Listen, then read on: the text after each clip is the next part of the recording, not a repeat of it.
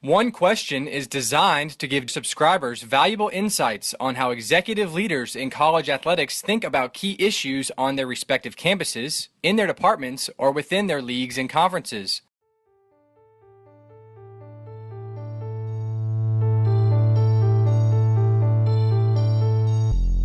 Greetings, this is Ty Brown, and welcome to One Question, where we highlight executive leaders in college athletics. I'm here at the 2018 NACDA Convention, and I'm joined by Sean Frazier. Sean is the Associate Vice President and Director of Athletics at Northern Illinois University. Greetings, Sean. Thanks for joining us. I appreciate it, Ty. Thank you. Now, Sean, it's always great to have you here on the One Question podcast because you always give us good insight on some things that are going on in the industry. And one of the things that we see is that there's so much pressure to deal with so many issues as an athletics director.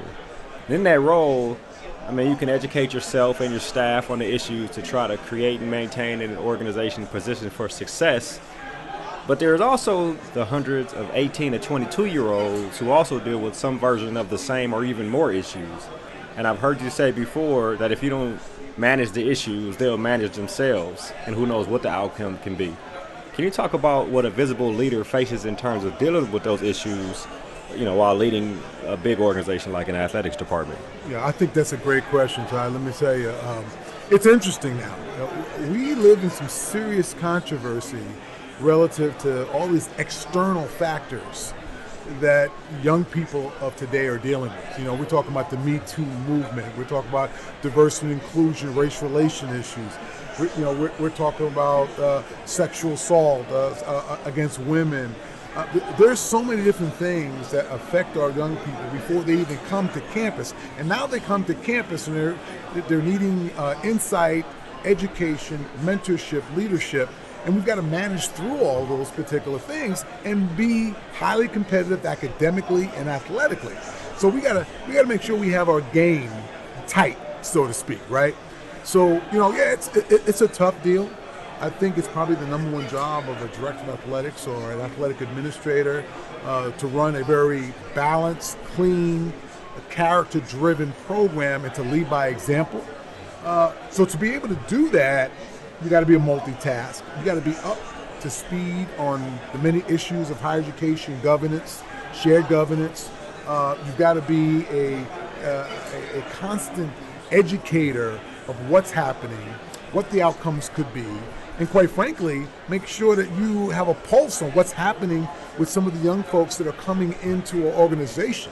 So, you got to be many things to many people all the time, and that's kind of frightening on some levels. I'm a father of 3, but I always say to our parents and student athletes that I've got over 400 kids. And I always get a chuckle by the parents and say, because I treat our student athletes as my direct biological children. So as I kind of go through that, I make sure in our senior staff meetings and our meetings that we talk about these issues, and then we're watching what's happening in the national landscape.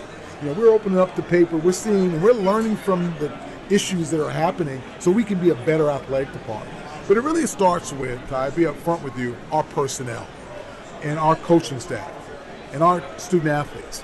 And if we're constantly educating them and keeping them in the loop, we have a better chance to deal with those issues. And I just think you have to be a student of the game. And being a student of a game basically means that we have to be educated about what's currently happening in the national trends. Okay, right now, I'm reading something on immigration reform, what's happening. My wife is an immigration domestic violence attorney. So we have great conversations, but I also take that into play at NIU. What are we doing to better educate our staff and our students around these particular issues? So you almost make it a culture habit type process where it's a habit to talk about these issues and to then come up with a game plan to deal with them, so our young people feel at least at the same level that they're being educated on what could happen, and also to some of the options out there nationally, regionally, and locally. So to answer it plain and simple, there's no substitute for daily preparation. When I was at University of Alabama, there was a motto there, there's no substitute for daily preparation, and it really is on these issues, because on any given day, you're only as good as the last correct response to the crisis that is currently happening. And you might not get a second shot at that. So being up to date and being well versed and being educated on these issues is job one. So that's a long response, but right. But it is what it is. But that's all right though, and of course, as a former athlete, we talk about being proactive and being prepared. And of course, you can prepare as much as you want, but things happen, right? Oh yeah. And as I mentioned before, I've heard you say that you have to manage these things, or they'll manage themselves. Can you give us some insight on what that means? Yeah, it's a good example. It's like we talked about these issues, right?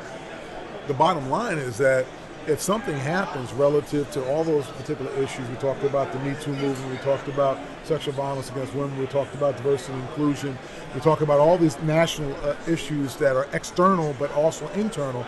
If we're not addressing them front on, something's going to happen. Okay, something's already happened, to be perfectly honest with you. And now we're playing catch up. Instead of being proactive, we're reactive, and when we're in a reactive mode, it's not getting to the core issue because it could happen again. So I think managing themselves basically is that, okay, let's address it. We know we have these issues. We know it happened. We know something's going on. Let's go at it head on. Curling up in a fetal position underneath your desk is not a response. It will be a response to something if you did not deal with it on the front end, because it's like that whole adage, control what you can control. Well, this is what you can control on the education side. You can be forward thinking on addressing some of these issues because nationally, your colleagues, your brethren are dealing with this, so you know it's coming at some point.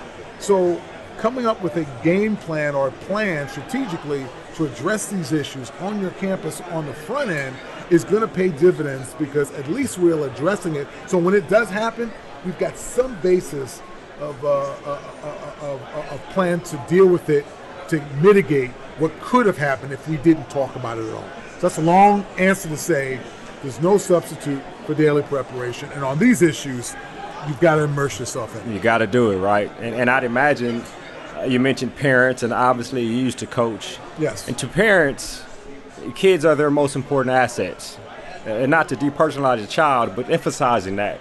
To coaches and to graduate assistants and your staff, you mentioned making it a habit. How specifically do you make it a focus? I mean, obviously you want it to be a habit in terms of taking it one step beyond just compliance, and one step beyond just Title IX, or one step beyond whatever may be comfortable. Tell us about some of the best ways to keep staff and students educated. Yeah, so, it's about making sure that we understand issues and get outside of our comfort zone. What might be culturally accepted with me is not going to be culturally accepted for somebody that comes maybe from another country or maybe some other region of the world. And I think it's important as an educator, as a leader within the organization, to have a skill set and to educate oneself on understanding it. And so it's an ongoing process. I don't have the answer. I have a really good, diverse staff that goes out of their way to make sure that they better educate themselves culturally, ethnically, socially, all the things. But I think it's important for us. I think that's part of the job. We are educators in the sense that we are on a college campus. This is a place where 18 to 22 or 21-year-olds are really finding themselves, and they're going to sample lots of different things on their path to citizenship, okay? And I think that our job is to help them and mentor them and guide them to the best of our ability. And that means it requires us to be as educated as we can possibly get to be able to help them to get to that. So I think it's the toughest job that I've ever had, and it's the best job that I've ever had. I've been a student athlete, coach, and administrator, and I love this role because I see myself in the young person, in the young administrator, in the coach, and I say, okay, this is what I would do. So again, trying to lead by example. So it's an ongoing process. I'm not saying I have the secret sauce for everything, but because as I stay on this earth longer and longer, I learn new things, and I use that in my toolkit to help folks, mature and move forward. Right, and final question here in terms of the state of athletics. We talk about the issues that potentially plague all of us from a national scale in terms of politics, in terms of immigration, in terms of diversity and inclusion issues, everything, financial, social, and any number of issues. Athletics has always found a way to be the shining light amongst turmoil in the greater environment. Do you see athletics continuing to be that shining light, or are the things we are talking about now, these issues, are they potential threats to what athletics has always been to our society? Yeah, I think that, athletics has always been the forefront for social change. And I think that's where you're going with this. Right. I think that we're starting to see now where that social change and what's happening nationally with these tough issues, athletics is going to have to step up its game relative to being true leaders on bridging the gap of difference. Yes. We talked about the gender issues, we talked about the race issues, we talked about some of the national issues around athletics themselves, pay for play, concussion trauma, all these things that quite frankly are affecting our industry. I think athletics, again, continues to have to be a tool of education. I think that's probably the best way to say it. But I also think we're going to have to be a little bit more sophisticated and intentional about, sticking our hand out there and saying, okay, we understand that we could be the agent of change. Right. We understand that we can make a difference and transcend different mediums. But we're going to have to purposely move the agenda. And I think it's important. I also think it's really important that to be intentional, that means you're probably going to ruffle some feathers, right? Okay. And I think, from the times of integration when Sam Bam Cunningham came from USC and played in Tuscaloosa, and integration was seen on a national level because it was a sport that everybody loved. Bubba Smith and all those guys. And all these guys, all that stuff. I just think it's important now, because of the platform athletics has, I think it can do things that other mediums can't do, but it's going to have to be more intentional to get that done. That's probably the best way I can say. Well, that's an excellent way to put it, and thank you for summing that up for us. I always enjoy talking to you because you give us good insight in terms of the state of athletics. Thank you very much for joining us here on One Question. Appreciate that. That was Sean Frazier. He's the Associate Vice President and Director of Athletics at Northern Illinois University.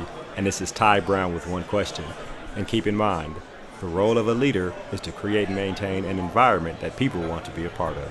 And as always, be better tomorrow than you are today.